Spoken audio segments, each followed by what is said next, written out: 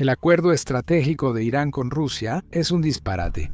Pero no son mis palabras, son de Mohammad Sadir, el principal asesor de política exterior de Irán, quien acaba de lanzar un feroz ataque contra Moscú en una entrevista reciente.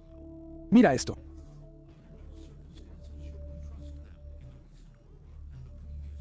Cuando Israel atacó todos nuestros centros de defensa aérea, surgieron preguntas. ¿Cómo supo Israel sobre ellos con tanta precisión? Mi análisis es que los rusos le pasaron esta información a los israelíes. Sadir no se contuvo. Él destrozó la alianza Irán-Rusia, llamándola una estafa, una traición y acusando a Putin de apuñalar a Irán por la espalda. Lo sorprendente es que esto sucede pocos meses después de que Teherán firmara un pacto estratégico de 20 años con Moscú. Pero desde entonces, Irán ha sido golpeado, aislado e ignorado. ¿Y Rusia? No aparece por ningún lado. Según Sadir, Irán pudo haber hecho un trato con el diablo, y uno inútil además. Ahora Irán ve a Moscú como un oportunista traicionero. Analicemos cómo un pacto de 20 años terminó en desastre diplomático y cómo su ruptura está cambiando las alianzas regionales. Para entender el origen apasionado de estas palabras, debemos analizar los eventos previos. En enero pasado, Irán y Rusia firmaron un gran acuerdo en Moscú. Fue un acuerdo de 20 años para unirlos en comercio, energía y cooperación militar. Ambos países estaban bajo una fuerte presión de sanciones, con Estados Unidos y Europa apretando duramente sus economías. El acuerdo parecía un salvavidas para dos países relegados, una forma de mantenerse firmes juntos. Los líderes se dieron la mano, pronunciaron discursos sobre la unidad y lo vendieron como una jugada audaz para superar a sus enemigos. Por un momento, parecía que podían lograr que las cosas funcionaran. Irán llegó con grandes expectativas. Buscaban armas avanzadas para protegerse, sobre todo de Israel, que siempre les ha preocupado. Buscaban aviones de combate rusos para competir en el aire y sistemas de defensa para derribar amenazas lejanas. Irán también esperaba que Rusia los respaldara si las cosas se ponían tensas. Tal vez no luchando directamente, pero al menos ofreciendo algún tipo de apoyo. El acuerdo resultó de años de convenios previos donde Rusia vendió sistemas antiguos a Irán. Con el tiempo, esas esperanzas se desvanecieron. Rusia seguía retrasando la entrega del equipo, alegando problemas en fábricas o temores de incomodar a otros países. Irán esperó con paciencia, pero la brecha entre sus expectativas y lo recibido aumentaba. En junio, todo se vino abajo.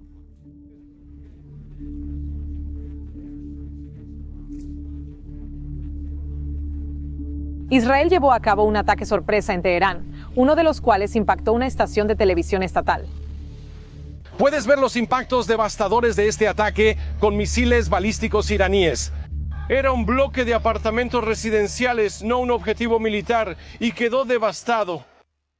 La mañana del 13, Israel lanzó ataques aéreos coordinados que sacudieron al ejército iraní profundamente.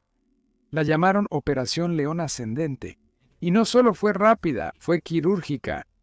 Durante los siguientes 12 días, aviones de combate israelíes y drones y agentes encubiertos destrozaron las defensas de Irán con una eficiencia brutal. Los objetivos no eran al azar, eran la columna vertebral de la postura militar de Irán. Sitios nucleares, silos de misiles, radares, centros de mando de la Guardia Revolucionaria Islámica y baterías antiaéreas. Al final, más de 900 ubicaciones fueron atacadas. Cientos de lanzadores de misiles fueron destruidos, reduciendo la capacidad de represalia de Irán en casi la mitad. Y así, la ilusión de estar preparados se vino abajo. En Teherán, el liderazgo estaba en caos, las comunicaciones cortadas y la cadena de mando fracturada. La defensa aérea, antes vista como sólida, resultó frágil. Era el momento en que Irán debía mostrar su fuerza. En cambio, se convirtió en una muestra de vulnerabilidad. Los ataques no solo fueron poderosos, también fueron precisos, demasiado precisos. Se sentía como si Israel tuviera un mapa de toda la disposición defensiva de Irán, hasta la última antena de radar. Y para empeorar la situación para Irán, Israel no estaba solo. Horas después del primer ataque, Estados Unidos expresó su total apoyo y calificó la operación como un acto necesario de autodefensa. Satélites, inteligencia y aviones de reabastecimiento de Estados Unidos apoyaron la campaña en secreto. Reino Unido, Francia y Alemania mostraron solidaridad y ofrecieron apoyo logístico. Occidente cerró filas en torno a Israel, reforzando su posición y enviando un mensaje claro. Esta no era solo la lucha de Israel, era una demostración de fuerza respaldada por una coalición. Mientras tanto, Rusia, supuesto socio estratégico de Irán, permaneció en silencio. sin condena, apoyo ni movilización. Medios en Moscú minimizaron los ataques y funcionarios del Kremlin evadieron preguntas. Para Teherán el silencio fue ensordecedor, y así comenzaron los problemas. Para entender por qué esto afectó tanto a Irán, tienes que ver lo que Irán realmente puso sobre la mesa. Esto no fue solo un apretón de manos y algunos acuerdos corteses, fue una inversión seria. Irán enviaba miles de drones, como el Shahid 136 a Rusia, para apoyar la guerra de Moscú en Ucrania. Estos drones eran clave en la estrategia rusa, usados para atacar infraestructura, ciudades y suministros ucranianos. Irán no solo apoyó, también dio a Rusia ventaja táctica, no era solo unilateral. Teherán esperaba algo a cambio, no solo promesas vagas o gestos diplomáticos, sino apoyo real y tangible. Aviones de combate modernos para sustituir su flota vieja y sistemas de defensa aérea para proteger sus cielos de ataques. Transferencia de tecnología, entrenamiento, un colchón estratégico contra Israel y Occidente. El acuerdo de 20 años firmado en enero no solo se trataba de comercio, se trataba de supervivencia. Hablaba de cooperación y defensa, desarrollo conjunto y alineación estratégica. No decía que Rusia pelearía las guerras de Irán, pero sugería lealtad. Teherán lo tomó como señal. Moscú los apoyaría en tiempos difíciles. Cuando Israel inició la Operación León Ascendente y atacó la infraestructura militar iraní, Irán esperó. Esperaban que Rusia condenara los ataques, diera inteligencia o mostrara solidaridad, pero Moscú guardó silencio. No llegaron aviones, ni S-400, ni datos satelitales, solo silencio y excusas. Logística, tiempos, burocracia, todo menos acción. Para Irán, ese silencio fue una traición, ya que habían apoyado a Rusia cuando casi nadie más lo hacía. Habían arriesgado sanciones, aislamiento y represalias diplomáticas para apoyar la guerra de Moscú en Ucrania. Cuando sus ciudades ardían, Rusia no ofreció palabras contundentes. Sin envíos de emergencia ni apoyo visible, solo retrasos en una niebla diplomática. No era solo cuestión de armas, sino de confianza. Irán veía a Rusia como un socio estratégico, tal vez incluso como un amigo, alguien que estaría presente cuando realmente importara. Pero al llegar los misiles, la amistad terminó y quedó solo una amarga realidad. Irán dio mucho y casi no recibió nada a cambio. Sin apoyo ruso, Irán respondió lanzando misiles y drones a ciudades israelíes. Algunos lograron pasar dañando edificios y hiriendo a civiles, pero el impacto fue limitado. Cúpula de Hierro y Onda de David de Irán interceptaron la mayoría del fuego entrante. Aunque medios estatales iraníes mostraron impactos exitosos, la realidad era distinta. Ya en casa, el gobierno iraní entró en control de daños. Inundaron las transmisiones con imágenes de lanzamientos de misiles, grabaciones de drones y manifestaciones patrióticas. Los funcionarios elogiaron la resistencia y juraron venganza, pero tras bambalinas el ambiente era bastante sombrío. La pregunta empezó a circular. ¿Cómo supo Israel exactamente dónde atacar? ¿Cómo lograron evadir sistemas que se suponía eran de última generación? ¿Por qué Rusia guardó silencio? La guerra fue breve, pero su impacto perduró. Fue una advertencia para estrategas militares y arquitectos de la política exterior de Irán. La alianza con Rusia prometía protección, disuasión y armas avanzadas. Irán terminó expuesto, aislado y cuestionándose. La Operación León Ascendente no fue solo una campaña militar, fue un espejo. Y lo que Irán vio en ese espejo fue una estrategia de defensa construida sobre bases inestables. Una alianza que no se sostuvo y una vulnerabilidad que ya no podía negarse. En busca de respuestas, Irán comenzó a sospechar de traidores, siendo Azerbaiyán el principal sospechoso. La lógica era clara. Comparte una larga frontera con Irán, tiene fuertes lazos militares con Israel y antes fue acusado de permitir misiones de vigilancia israelíes en su territorio. Sectores radicales iraníes y medios ligados a la Guardia Revolucionaria difundieron que Bakú traicionó a Teherán permitiendo el uso de su territorio o su silencio a la inteligencia israelí. Pero en medio de la creciente especulación, el Consejo Supremo de Seguridad Nacional de Irán intervino para calmar las aguas. Ali Larajani, principal funcionario del Consejo, desestimó los rumores y afirmó que no había pruebas de la participación de Azerbaiyán. Destacó que la declaración de Bakú no era hostil hacia Irán y que seguían los canales diplomáticos. Esto no fue solo una negación, fue una recalibración estratégica. Al exonerar a Azerbaiyán, Teherán mostró que dejaría de perseguir fantasmas y se centraría en amenazas reales. La negación fue clave. Mantuvo la estabilidad regional cuando Irán y Azerbaiyán firmaron más de 50 acuerdos de cooperación. Persistían otras teorías. Algunos culparon a redes kurdas tras arrestos masivos en provincias occidentales. Algunos insinuaron coordinación de inteligencia occidental sin acusaciones oficiales, Con Azerbaiyán fuera, la narrativa cambió. No era cuestión de vecinos, sino de jugadores mayores, filtraciones profundas y una guerra silenciosa previa al lanzamiento de misiles. Después de esto, Mohamed Sadir intervino y lanzó el tipo de acusación que no solo genera titulares, sino que sacude alianzas.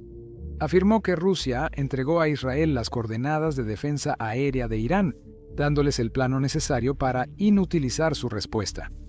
No era algo vago ni especulativo, dijo Sadir. Era claro. Rusia traicionó a Irán. Y esto no venía de algún comentarista marginal o una fuente anónima. Sadir es alto miembro del Consejo de Discernimiento de Irán y diplomático veterano, con fuertes lazos con el círculo cercano del líder supremo.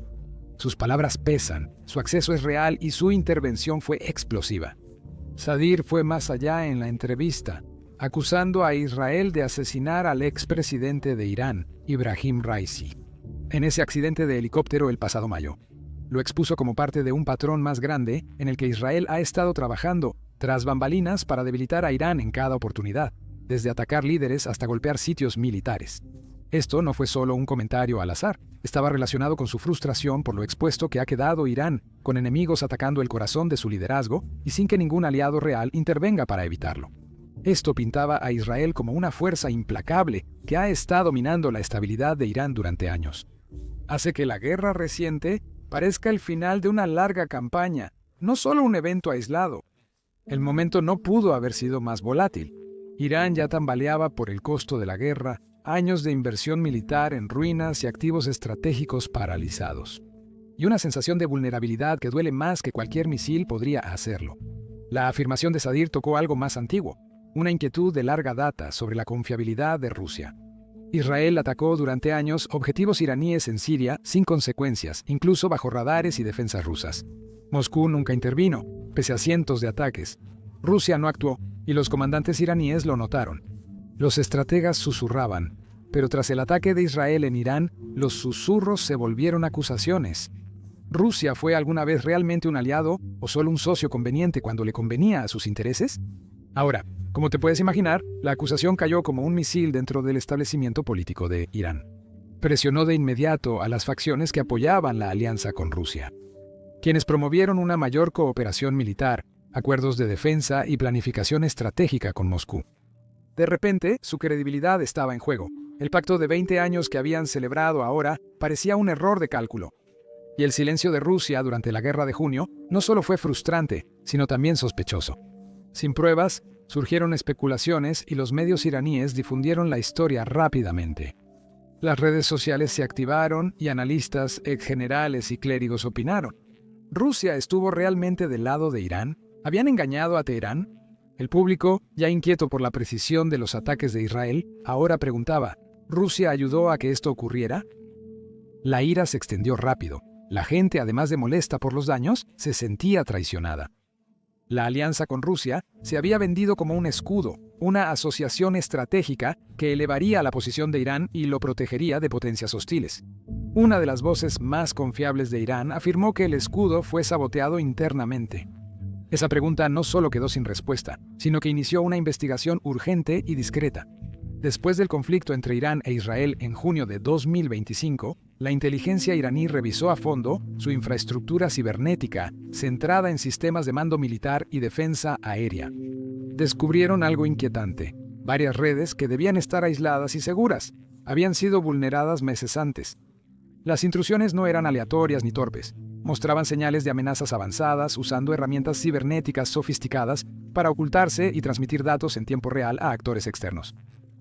No solo eran operaciones de vigilancia, sino canales que brindaban inteligencia en tiempo real para posibles ataques israelíes precisos. Aunque no hubo hallazgos oficiales, informes internos sugerían que parte de los datos de localización usados por Israel podrían provenir de los propios sistemas de Irán. Esa revelación planteó una posibilidad inquietante. Alguien los había estado vigilando desde adentro. Aquí es donde las sospechas sobre Rusia empezaron a profundizarse. YouTube acaba de hacer un anuncio asombroso. Está pagando a los creadores $64 millones por día. ¿Por qué? Bueno, porque YouTube no tiene suficientes creadores.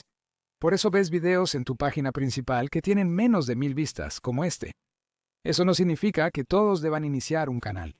Pero si alguna vez te has preguntado sobre empezar un canal de YouTube o un canal sin mostrar tu rostro, ahora es como el momento perfecto.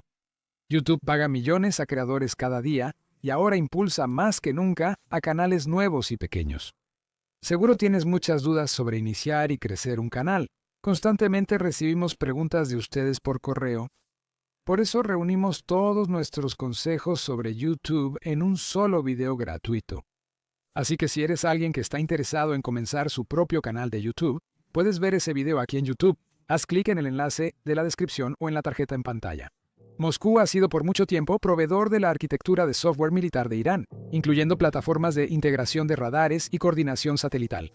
Si esos sistemas tuvieran puertas traseras ocultas o incluso canales de datos mal protegidos, no haría falta mucho para que se filtrara información sensible. Si esto fue resultado de un sabotaje deliberado o de una ingeniería descuidada, sigue sin estar claro. Para los analistas cibernéticos iraníes, las implicaciones eran claras. Sus sistemas de defensa clave dependían de tecnología extranjera que pudo haberlos traicionado. El incidente mostró no solo fallas técnicas, sino una debilidad estratégica que Irán ya no puede ignorar. Teherán empezó a revisar su infraestructura digital, cuestionando el uso de código extranjero y fomentando la independencia en ciberseguridad. Aunque la guerra duró pocos días, sus repercusiones digitales están transformando la doctrina de defensa de Irán por años. Pese a la creciente preocupación, el Ministerio de Relaciones Exteriores de Irán respondió de inmediato al arrebato de Sadir. Emitieron un comunicado dejando en claro que sus opiniones eran solo pensamientos personales como diplomático retirado, no la postura oficial de Teherán. Aclararon que, pese a su experiencia en política exterior, sus declaraciones no representan al gobierno ni afectan las relaciones con Moscú. Esa respuesta llegó rápidamente, probablemente para evitar que las cosas se salieran de control. Pero eso no frenó la tormenta en línea, pues las redes sociales se llenaron de debates, memes y opiniones, cuestionando si la alianza era tan sólida como les habían dicho.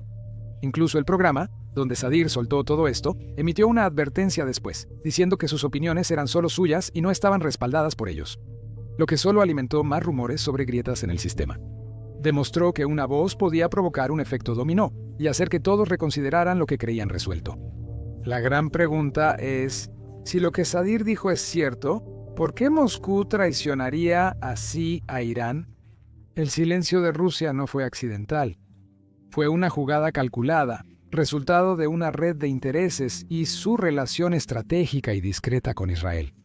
Rusia lleva años en Siria, donde tiene bases militares importantes como la aérea de Hamaymim y la naval de Tardis.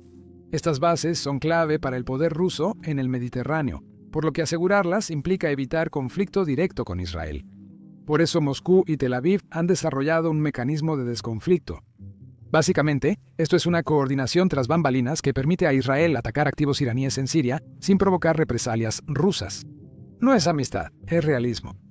Rusia permite ataques aéreos israelíes mientras no pongan en riesgo a su personal o activos estratégicos. La realidad en Ucrania es que el ejército ruso está agotado, perdiendo recursos y personal en una guerra sin fin a la vista.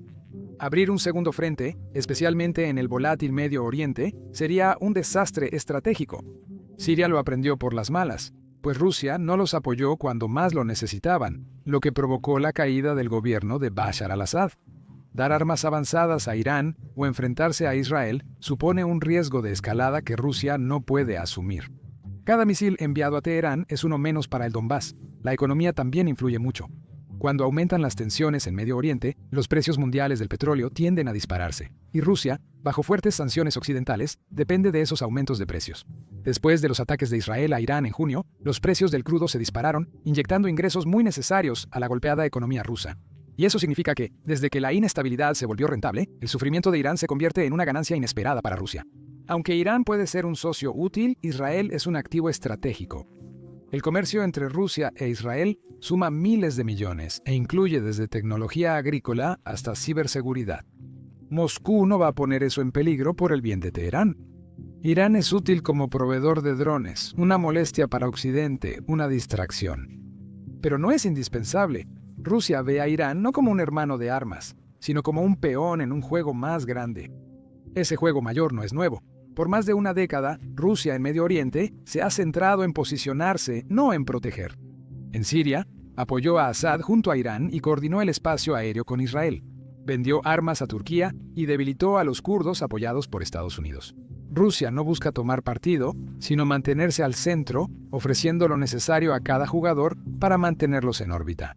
Para Irán, esa estrategia era aceptable mientras funcionaba, pero ahora Moscú ve a Teherán solo como otra pieza del tablero. Y las piezas de peón pueden ser sacrificadas. Y hablando de peones, si investigas un poco más, encontrarás informes de fuentes de inteligencia que explican cómo esta supuesta alianza siempre ha tenido capas de sospecha integradas, con ambos lados llevando a cabo operaciones de espionaje entre sí para vigilarse y proteger sus propias agendas. No es solo palabrería, hay una verdadera rivalidad por la influencia regional y quién obtiene ventaja en los acuerdos. Hablemos del lado del dinero. Rusia invirtió alrededor de $27.000 millones en 2023, convirtiéndose en el mayor inversionista extranjero de Irán para 2024, y han prometido otros $8.000 millones solo para proyectos de petróleo y gas. Ese dinero era para fortalecer su asociación, financiando desde energía hasta infraestructura. También muestra que Rusia ve a Irán como un mercado a dominar, no como un igual. Cuando la situación fue difícil, esas inversiones no se reflejaron en ayuda directa. Solo destacaron lo unilateral de esto, donde Moscú sopesa sus ganancias contra los riesgos y a menudo termina protegiendo primero su propio bolsillo. Lo interesante es que esta tensión y fractura no son secretas ni han pasado desapercibidas para los rivales regionales de Irán. Arabia Saudita, Emiratos Árabes Unidos y Turquía están atentos. Evalúan lo vulnerable y aislado que quedó Irán tras los ataques. Irán se consolidó durante años como la potencia desafiante, capaz de enfrentar a Israel y superar a los aliados de Estados Unidos con su fuerza asimétrica. Pero esa imagen se vio afectada en junio. Y ahora, con Rusia mostrando su falta de fiabilidad, el aura de intocabilidad de Irán está empezando a resquebrajarse. Se informa que los servicios de inteligencia regionales están recalibrando sus evaluaciones sobre la postura defensiva de Irán. Pero no son solo los rivales de Irán quienes están reconsiderando sus próximos movimientos. La red de milicias aliadas del país, como Hezbollah en Líbano, Hutíes en Yemen y facciones de las Fuerzas de Movilización Popular en Irak, también ha empezado a cuestionarse. Estos grupos dependen de Teherán para financiamiento, entrenamiento y liderazgo, pero también buscan fortaleza desde arriba. La imagen debilitada de Irán tras la guerra de junio ha vuelto a algunos de estos grupos más cautelosos e inquietos. Han surgido informes de comandantes que buscan financiamiento paralelo, consideran ataques o limitan su exposición para evitar represalias que Teherán ya no puede impedir. No es un colapso total, pero hay vacilación, lo que en una región de disuasión puede cambiar el equilibrio rápidamente. También hay conversaciones en los círculos de seguridad del Golfo sobre que este es un momento, un periodo, en el que Irán está debilitado, distraído y más vulnerable a la presión. Aunque Arabia Saudita ha buscado reducir tensiones con Teherán mediante diplomacia, es poco probable que esos esfuerzos sigan igual de urgentes, si Riad percibe a Irán como menos amenaza. Curiosamente, la traición de Rusia podría haber abierto la puerta a una reconfiguración de las rivalidades en Medio Oriente, con Irán en una posición más débil de la que ha tenido en años. Putin fue inteligente en la forma en que redactó este acuerdo, algo que Irán se dio cuenta un poco demasiado tarde. Un detalle clave en el pacto estratégico entre Rusia e Irán es que evita deliberadamente garantías de defensa sólidas. El acuerdo incluye cooperación en ejercicios militares, intercambio de inteligencia y desarrollo nuclear. Pero no prometió apoyo militar automático si alguna parte era atacada, y esa estructura no fue accidental. El pacto buscaba alinear objetivos a largo plazo, no formar una alianza de batalla. Le dio a Moscú margen de maniobra, pudiendo apoyar a Irán diplomáticamente o económicamente, sin estar obligado a intervenir. Con las tensiones en aumento, Teherán observa la letra pequeña. La red de seguridad que creían real resulta solo simbólica. Esa conciencia duele. No porque les quitaron el tapete, sino porque nunca lo pusieron. Para Irán, las secuelas de la guerra no solo fueron un revés, sino que se sintieron como una traición. Sus redes de defensa aérea, que antes se consideraban fuertes, fueron destruidas en cuestión de días, revelando huecos enormes que tardarán años y miles de millones en reparar. Teherán llenó los vacíos con sistemas propios y presentó una plataforma que decía rivalizar con la rusa. Los primeros resultados mostraron que no pudo resistir. Los simulacros y desfiles de misiles buscaron proyectar fuerza. Pero tras el espectáculo, las defensas de Irán eran más débiles, y su economía, afectada por la inflación y las sanciones, no podía mantenerse al ritmo del costo de la recuperación. La alianza con Rusia buscaba aliviar esa presión. El comercio creció, se firmaron acuerdos e Irán empezó a fabricar drones con planos rusos. Pero cuando más importaba, nada de eso se tradujo en protección. Sin aviones, sin sistemas de defensa, solo silencio. Las ganancias tácticas quedaron eclipsadas por una verdad. Irán estuvo solo cuando más necesitó a su aliado. ¿Y ahora qué? Una opción es romper. Irán podría girar hacia China, congelar parte de sus acuerdos con Rusia y reducir la cooperación militar como los envíos de drones. Pero lo más probable es que la relación simplemente se enfríe. El comercio continuará, es posible que todavía se firmen acuerdos. La confianza se perdió y la unidad estratégica se volvió solo una relación transaccional. Sobre China, esa idea tiene sus propias ilusiones. Pekín ha hecho acuerdos comerciales con Irán, pero siempre de forma cautelosa y limitada. Su relación se basa en el apalancamiento económico, no en la lealtad estratégica. Cuando inició la Guerra de Junio, China no brindó apoyo ni condenó firmemente. Mantuvo su neutralidad, evitando todo lo que pudiera afectar su relación con los estados del Golfo o Israel. Ese silencio fue estrategia, no descuido. Pekín ve a Irán como recurso, no socio, y los funcionarios iraníes lo notan. La idea de que un bloque oriental brinde seguridad se ha desmoronado, igual que el sueño de apoyo ruso. Sadir señaló que Pekín, como Moscú, solo busca su interés y no respaldará a Irán en una crisis. Cambiar un socio poco confiable por otro no solucionará el problema de fondo. Esto generó llamados a más autosuficiencia en armas y estrategia. La estafa de palabras de Sadir refleja el ánimo nacional. Lo que se vendió como una alianza ahora parece oportunismo. Rusia ayudó cuando le convenía y desapareció cuando realmente importaba. La confianza rota casi nunca vuelve. No es tensión pasajera, es una fractura que lo cambia todo. Irán y Rusia nunca han sido aliados ni en la Guerra Fría, Siria o actualmente. Eran socios por necesidad, unidos por sanciones y enemigos comunes, no por confianza mutua. Irán brindó geografía y guerra irregular, Rusia equipo militar y peso global. Era funcional, no emocional. Todo acuerdo tenía advertencia, cada apretón de manos, dudas. Dependían mutuamente porque no tenían mejores opciones, drones para Moscú, misiles para Teherán. Pero la influencia tiene sus límites y la Guerra de Junio los expuso.